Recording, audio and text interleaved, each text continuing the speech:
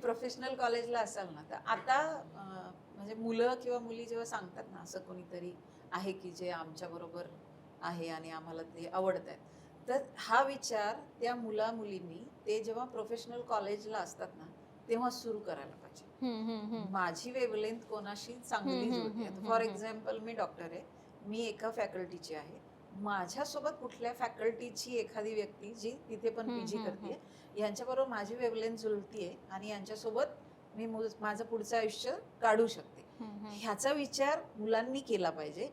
हे वेळेत आपल्या पालकांच्या निदर्शनाला आणून दिलं पाहिजे आणि पालकांनी उगीच आढेवेढे न घेत त्या मुलांना असं नातं पुढे कंटिन्यू करायला परमिशन द्यायला पाहिजे. फक्त डॉक्टर्सच्याच बाबतीत आहे असं नाही, इंजिनियर लोक सुद्धा मला माझ्या फॅकल्टीमध्ये मी असं करतो, मग माझ्या अपेक्षांनुसार दुसऱ्या फॅकल्टीतली एखादी मुलगी आहे ती मला आवडतीये, असं असं आहे हे क्लिअर कट येऊन आपल्या आईबापाला सांगावं. आई वडिलांनी ते शांतपणे ऐकून घ्यावं. फक्त माझ्या डोक्यात जे मी ठरवलंय तेवढं मुलांवर लादू नये. जर ते म्हणत असतील त्यात तथ्य असेल तर लिटरली त्या ऑप्शनचा विचार करावा आणि वेळेत लग्न करू द्या. अगदीच. कारण ना तिथे त्यांची दोघांची एकमेकांबद्दलची फ्लेक्झिबिलिटी चांगली असते, कारण त्या दोघांनी एकमेकांना निवडले तर तिथे त्यामुळे पण त्यांना ते कॉपअप करणं सोपं जातं. आणि एकदा तुम्ही सेटल झाला ना की तुमच्या खरंच अपेक्षा खूप वाढतात, म्हणजे माझ्या एक्सपेक्टेशनची लिस्टच वाढते. आणि त्या वयात तो लव आणि इमोशनल अँगल आहे जास्त, जे तुम्हाला नंतर विकत घेतलं तरी नाही मिळणार आहे. 35ला गेल्यानंतर तुम्ही ठरवलं जरी ना की अरे मला हिला छान प्रेम दाखवायचंय, तरी तुमच्या त्या मुलीला त्या डोळ्यामध्ये दिसतंच की हा खोटं प्रेम दाखवतोय. ऍक्च्युली ते नैसर्गिक प्रेम त्या 20 पासून तर 30 मध्ये दिसत असतं. म्हणजे मी पेशंटला नेहमी सांगतो की त्या वयामध्ये एखादं कपल जर असं भेटायला गेलं ना, ते ठरवून जात नाही आपल्याला सेक्स करायचा आहे. तो विचार करतो की मी कुठले कपडे घालून जाऊ, ती पण विचार करते. मग ते भेटतात, मग शेजारी बसले की अरे तू छान दिसते, अप्रिशिएट करतात. पुढच्या भेटीची तारीख ठरते, मग त्यावेळेस शेजारी बसून हातात हात पकडतात, त्याच्या पुढच्या भेटीला हग करतात, मग त्याच्या पुढच्या भेटीला त्यांच्या पुढच्या गोष्टी आपोआप व्हायला लागतात. इथं असं नाहीये. इथं लग्न झालं ना की त्याच्यानंतर मग हनीमूनला जायचंय. तो तिकडं हनीमूनला जाण्याच्या अगोदर पहिला माझ्याकडे येतो, सर मला हनीमूनला जायचंय आणि माझ्याकडनं होईल की नाही होईल, तुम्ही काहीतरी गोळी देऊन ठेवा, नाहीतर मग झालं अवघड झालं. पण तेच तो जो मुलगा आहे जो असा भेटतोय 25 मध्ये एखाद्या मुलीला, तो नाही विचार करत आहे ह्या सगळ्या गोष्टींचा. त्याला कारण त्याने जे काही त्या ठिकाणी टार्गेट ठेवले की मला ती मुलगी खूप आवडते आणि मला ते इतकं छान वाटते की मी तिला कधी भेटेल असं झालंय. हिथं असं नाहीये. हिथं असं आहे की आता मला तिला दाखवायचंय की मी करू शकतो, पण मलाच भीती आहे की माझ्याकडनं होईल की नाही होईल. हे सगळे प्रॉब्लेम नंतर ऍडअप होतात.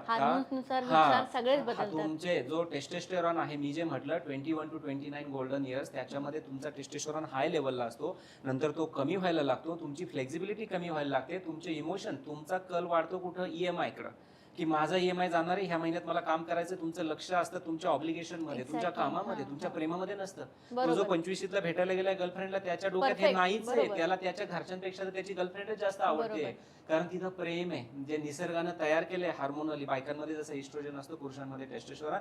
आपण निसर्गाच्या विरोधी जातोय. एकतर तुम्ही लग्न उशिरा करताय, दुसरी गोष्ट म्हणजे रिलेशनशिप मध्ये जाताना तो त्या UPSCचं मी जे उदाहरण सांगितलं ह्या मुलांचं, अक्षरशः त्या अभ्यासाच्या नादामध्ये, मी म्हणत नाही अभ्यास करायचा नाही, डेफिनेटली करायचंय, आम्ही पण डॉक्टर झालो, अभ्यास करूनच झालो, पण मला हे सांगायचंय की अभ्यासाबरोबर तुम्ही स्वतःला विसरू नका. नंतर जेव्हा लग्न होतं ना, तुम्हाला तुमच्या प्रायव्हेट पार्टला टच करायला सुद्धा भीती वाटायला लागते. का? कारण ह्या गोष्टींकडे कधी ना पॅरेंट्सने विचारलेलं असतं. पॅरेंट्सच्या डोक्यात एवढंच की करिअर करा आणि त्याच्यामध्ये वय निघून जाते. याला पण पॅरेंट्स कारणीभूत असतात बरं. मुलांना सांगतात कुठल्याही मुलीशी बोलायचं नाही, म्हणजे हे कॉलेजला जाईपर्यंत जे आईबाप असतात ना मुलांना हे सांगतात, आणि मुलींना अजिबात मुलाशी बोलायचं नाही, काही संबंध ठेवायचे नाही, कुठं कुणाशी बोलताना दिसली तरी टोकणार. ह्या गोष्टींनी मुलं जर लांब राहायला लागली ना, आणि नंतर म्हणणार अरे आता 20-25 वर्षाचा घोडा झाला, 30 वर्षाचा घोडा झाला, तुला तुझ्यासाठी एक मुलगी बघता दोन्ही बाजूने बोलतात. म्हणजे हे पण नाही व्हायला पाहिजे. आणि बरं नंतर म्हटलं ना तर अरे आम्ही तुला कसं म्हणणार की तू एखादी गर्लफ्रेंड शोध म्हणून. आम्ही थोडंच म्हणायचं असतं, तू आम्हाला न विचारता गर्लफ्रेंड शोधायची असते. आणि न विचारता जर गर्लफ्रेंड शोधली तर काय बावळट आहे का? आपल्याला लोक काय बोलतील, अभ्यासाकडे लक्ष द्यायचं सोडून दुसरं काय चाललंय. पालक आहेत ना आपल्या सगळ्या, म्हणजे त्यांच्यावर आपली सगळी हे लागतात, म्हणजे त्यांना जसं हवंय तसंच तुम्ही राहायला पाहिजे.